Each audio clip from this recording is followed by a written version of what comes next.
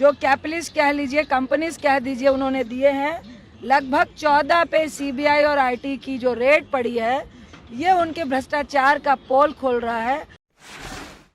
और हमें लगता है कि ये जो चुनाव है, जिसकी आज 3 बजे घोषणा होने वाली है, हम एनडीए को सत्ता से विमुक्त करने जा रहे हैं। ये भ्रष्टाचारी पार्टी है, आज पूरे देश को मालूम चल रहा है। मैं यही कहूँगी कि एनडीए में जो उठापटक चल रही है, ये पहले भी थी, लेकिन आज अब लोगों के बीच में आई है। इसका खामियाजा तो भुगतना ही पड़ेगा, और बुरी तरह से जो 2-4 सीटें उनको आने वाली थी, उससे भी कम आने की। अगर भाजपा को लगता है कि उनको लोकतंत्र का मैंडेट है, 140 करोड़ लोगों का मैंडेट है, तो अपना 56 का सीना तान के कहे ना कि ईवीएम नहीं, हम बैलेट से ही कराएंगे। कि अगर ईवीएम होता तो ये अपनी दगाबाजी और भ्रष्टाचार करने में और लोगों के मैंडेट को धोखा देने में सफल हो जाते। तो बहुत बड़ा प्रश्न चिन्ह है ईवीएम पे, और सबको मालूम है। और जो अभी भ्रष्टाचार उनका खुलकर आ रहा है, वो दर्शाता है कि कहीं ना कहीं दाल में काला नहीं है, पूरी की पूरी दाल काली है।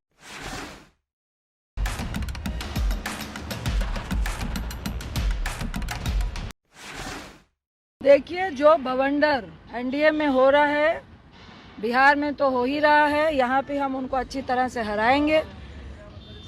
पूरे देश में जिस तरह इन्होंने भ्रष्टाचार का इनका पर्दाफाश हुआ है, जो इलेक्टोरल बॉन्ड आए हैं, जिसमें 30 जो कैपिटलिस्ट कह लीजिए, कंपनीज कह दीजिए, उन्होंने दिए हैं।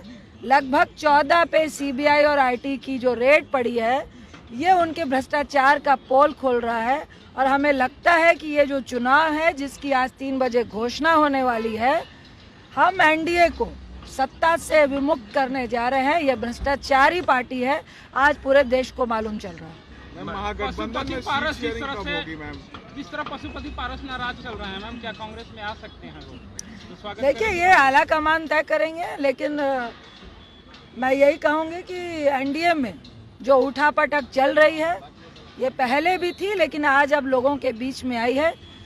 इसका खामियाजा तो भुगतना ही पड़ेगा, और बुरी तरह से जो 2-4 सीटें उनको आने वाली थी, उससे भी कम आने की उम्मीद है। देखिए, ये विपक्ष लगातार बोल रहा है, और कई बार ऐसी खबरें ही नहीं आई हैं, एग्जाम्पल भी आए हैं।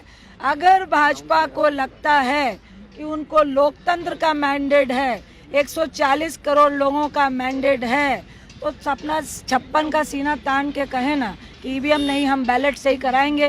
क्योंकि जब चंडीगढ़ में जो मेयर के चुनाव में जो घोटाला हुआ, कोर्ट के इंटरवेंट करने से जब 8 की आपने उनका वोट को निलंबित कर दिया था, दोबारा से उन्होंने पद पाया, तो ये दर्शाता है कि अगर ईवीएम होता तो ये अपनी दगाबाजी और भ्रष्टाचार करने में और लोगों के मैंडेट को धोखा देने में सफल हो जाते। तो बहुत बड़ा प्रश्न चिन्ह है ईवीएम पे, जिसके लिए पूरा इंडिया गठबंधन और पूरा देश चाहता है, और सबको मालूम है। और जो अभी भ्रष्टाचार उनका खुलकर आ रहा है, वो दर्शाता है कि कहीं ना कहीं दाल में काला नहीं है, पूरी की पूरी दाल काली है। ऐसे ही खबरों के लिए जुड़े रहिए बिहार टॉक से। यूट्यूब पर लाइक और सब्सक्राइब करें, बेल आइकन जरूर दबाएं। फेसबुक, ट्विटर और इंस्टा पर फॉलो करें।